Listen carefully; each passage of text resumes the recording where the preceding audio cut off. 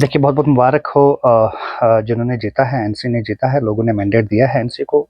बहुत अच्छे जो एक बहुत एक जो प्लानिंग जो थी एनसी की बहुत सही थी, बहुत अच्छी थी। इन्होंने बड़ी अच्छी प्लानिंग से लोगों के वोट हासिल किए। ये कर के हम 370 वापस लेके आएँगे, आर्टिकल 35 ए वापस लेके आ जाएँगे।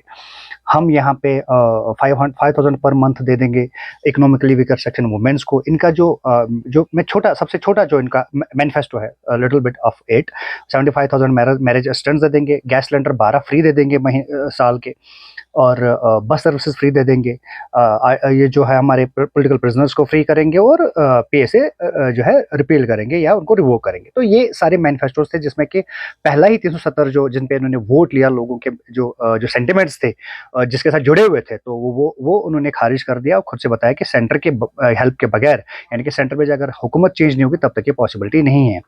लोग ये आज की बात नहीं है, ये बहुत पहले से शेख अब्दुल्ला साहब की हुकूमत से, फारूक अब्दुल्ला साहब की हुकूमत से ऐसे ही बहुत बार इन लोगों को बेवकूफ़ बनाया। देखिए, हमारे लिए स्टेट रिप्रेजेंटेशन बहुत इंपॉर्टेंट है। हम चाहते हैं कि स्टेट रिप्रेजेंटेशन हम कश्मीरियों को मिले, लेकिन वो ऐसी रिप्रेजेंटेशन मिले कि जिसके हाथ में कोई पावर ही ना हो।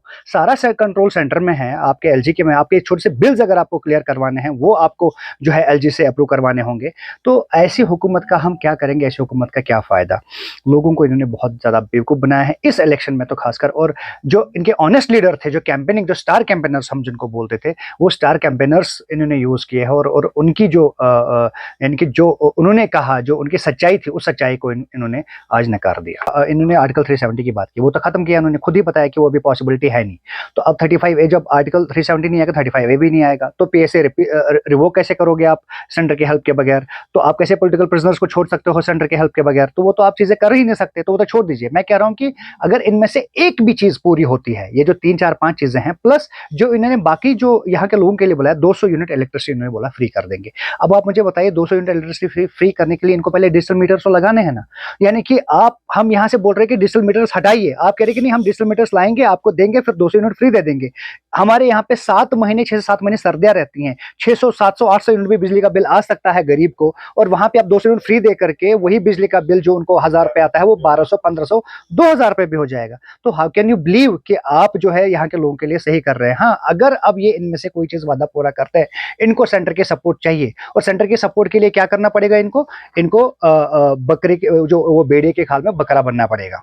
तो आप ये क्या करेंगे? ये जो है मतलब इंटरनली ये बैकडोर के थ्रू ये सेंटर के साथ इनको कोलैबोरेट करना पड़ेगा, इनको अलायंस करना पड़ेगा। जैसे इंदिरा गांधी के टाइम पे या नेहरू जी के टाइम पे इन्होंने जो कॉन्स्टिट्यूशन ऑफ जो जम्मू एंड कश्मीर था, उसको तार तार किया, धीरे धीरे धीरे करके, लोगों को पता ही नहीं लगने दिया। अब यहाँ पे जितने भी काम ये करेंगे, अगर इनको कश्मीर के लिए काम करना है, पैसा लाना है, और ये सारी चीजें जो इन्होंने मैनिफेस्टो लिखी है वो पूरी करनी है, इसके लिए इनको सेंटर का साथ चाहिए। और सेंटर का साथ ये बाई फेस, बाई लोगों के सामने नहीं ले सकते, क्योंकि फिर इनकी हुकूमत यहाँ पे जिंदगी भर के लिए खत्म हो जाएगी। तो ये बैकडोर से करना पड़ेगा इनको, इनको बीजेपी के साथ अलायंस करना पड़ेगा उस चीज के लिए। और अगर ये ऐसा करते हैं तो फिर इनकी जो तभी जाकर के जो इन्होंने किया है मैनिफेस्टो बोला है, वो ठीक, मतलब वो ये पूरा कर पाएंगे, अदरवाइज सेंटर के हेल्प के बगैर नहीं कर सकते। तो Omar Abdullah could have been a better CM.